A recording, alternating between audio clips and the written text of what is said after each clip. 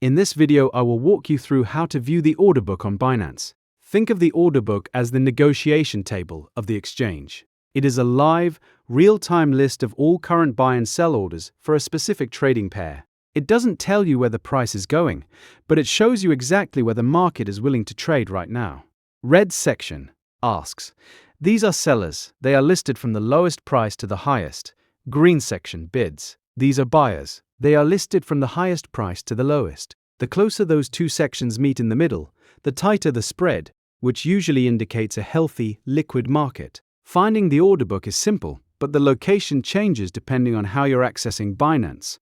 On the web, if you're trading spot or margin, you'll usually find it on the left side of your screen. If you're trading futures, it's typically on the right.